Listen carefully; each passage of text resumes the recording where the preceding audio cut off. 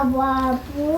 Oke, ini kita punya soal tentang GLB dan GLBB. Jadi ini diceritakan ada sebuah kendaraan yang dicurigai sebagai pelarian penjahat diintai oleh polisi bermotor di pinggir jalan. Kendaraan penjahat itu diketahui melaju konstan. Jadi kecepatan si penjahat ini konstan ya. Jadi ada si penjahat di sini. Saya gambar orangnya aja lah. Ini penjahatnya. VP-nya sama dengan 24 meter per sekon.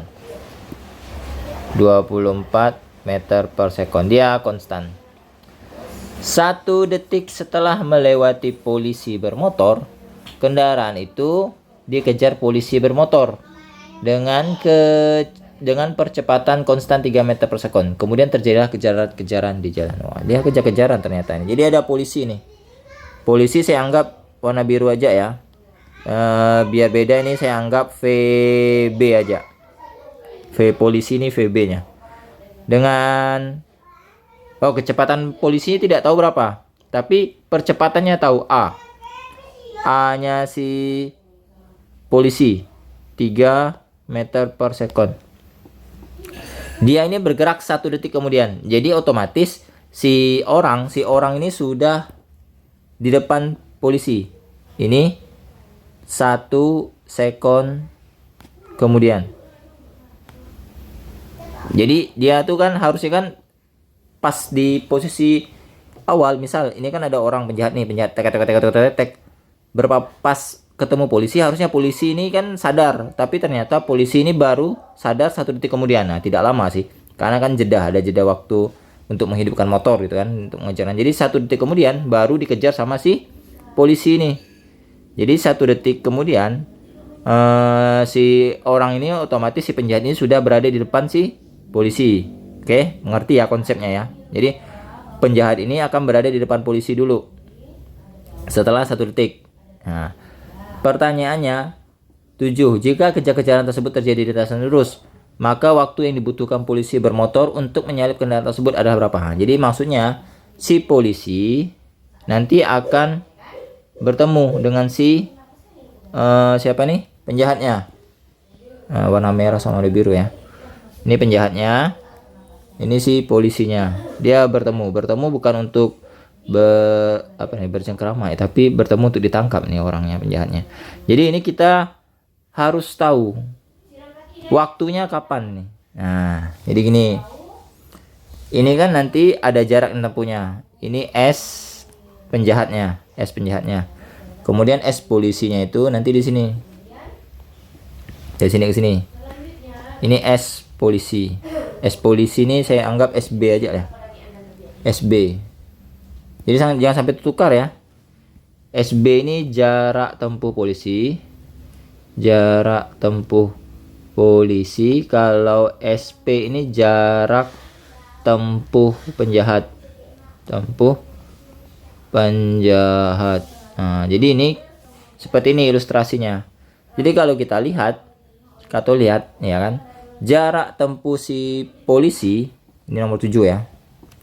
Jadi SB itu sama dengan 1 sekon kemudian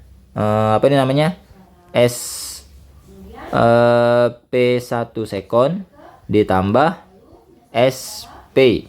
Nah, ini SP 1 sekon ya, saya tulis ya. SP 1 sekon. 1 sekon. Itu bisa dihitung. Jadi SP 1 sekon ini adalah jarak tempuh penjahat 1 detik. Ini kan? Setelah 1 detik saat dikejar polisi. Jadi kita bisa hitung nih. Jadi kita hitung SP 1 sekonnya di bawah lah. SP 1 sekonnya sama dengan V penjahat dikalikan dengan T 1 sekonnya. Berarti nanti ini V-nya 24 ya. Nih. 24 dikalikan dengan 1. Berarti SP 1 sekonnya sama dengan 24 meter. Nah, ini kita masukkan ke sini. Ke rumus ini. Jadi SB itu sama dengan 24 meter ditambah dengan SB. Nah, SB ini karena dia GLBB, si siapa nih polisinya, berarti nanti pakai V0B dikali T ditambah setengah AB dikalikan T kuadrat sama dengan 24 ditambah SP nya karena dia GLB, gerak lurus beraturan, jadi cukup V penjahat dikalikan dengan T. T nya kan sama nih. Nah, V0 polisinya, kecepatan awal polisinya 0. Awalnya polisi diam. Kan dia menunggu nih, diam, mengamati aja polisi nih. Maka V0B nya sama dengan 0 meter per sekon. Jadi masukkan ke sini, ini 0 kalikan T ditambah setengah AB-nya tadi berapa? AB-nya ini 3 dikalikan T kuadrat. T-nya kita tidak tahu berapa nih. Sama dengan 24 ditambah VP-nya V penjahatnya 24 dikalikan T. Nah, ini berarti ini berapa nih? Setengah kali 3 berarti 1,5 ya. 1,5 T kuadrat sama dengan 24 pindah ruas ke kiri. Berarti dikurang 24T sama dengan 24. Nah, ini bisa di apa ini ya, mah?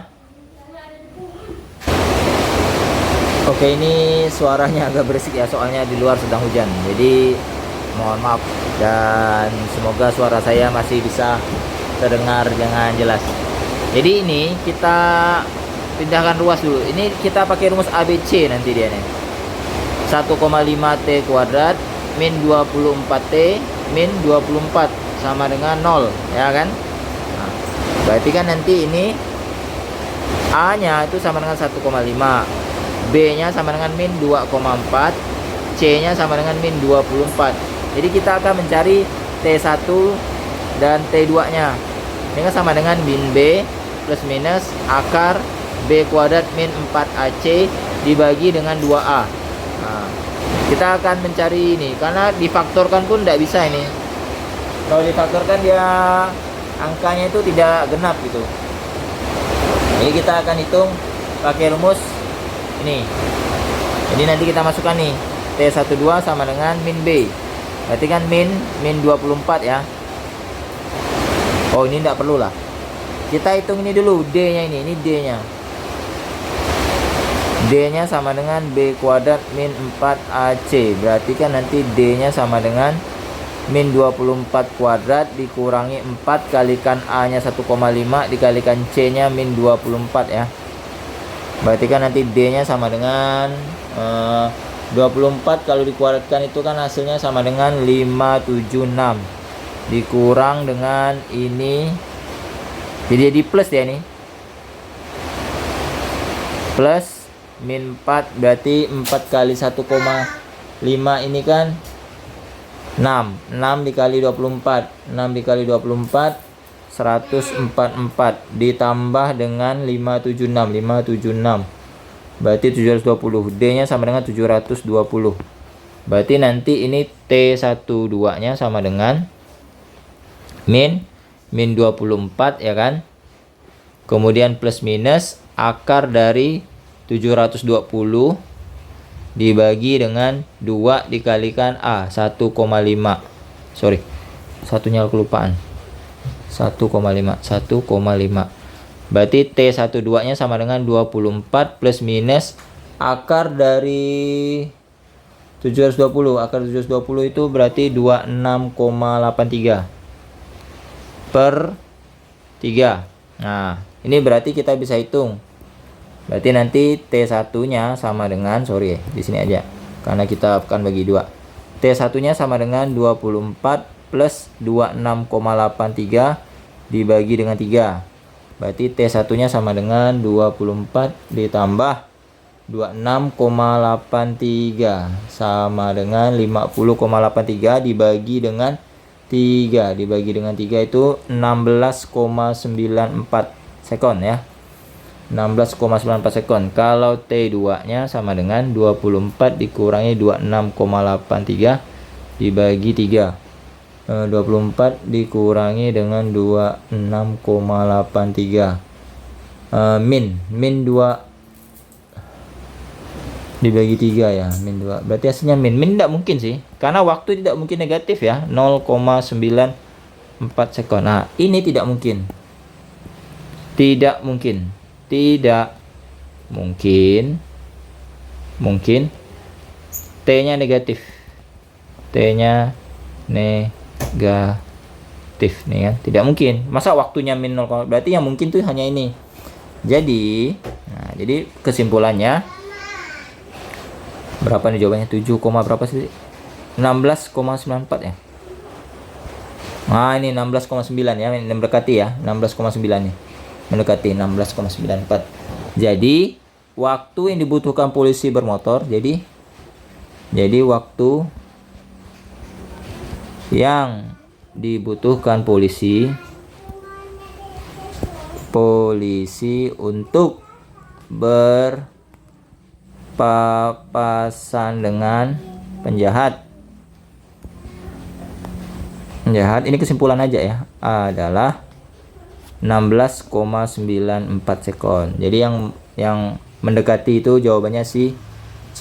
Nah, jadi seperti itu ya. Nah, oke. Nah, untuk melihat pembahasan soal yang nomor 8 nih, silahkan klik link yang ada di deskripsi video ini. Saya jelaskan ke video berikutnya ya. Oke, jangan lupa dukung channel ini cara subscribe, like, dan share. Terima kasih atas perhatiannya. Semoga bermanfaat. Semoga bisa diterapkan ke soal-soal sejenisnya sehingga kalian bisa mengaplikasikannya. Oke, sekali lagi terima kasih. Sampai berjumpa di video berikutnya. Silahkan klik link yang ada di deskripsi jika ingin melihat pembahasan soal yang nomor 8 ini. Oke, dadah, semangat.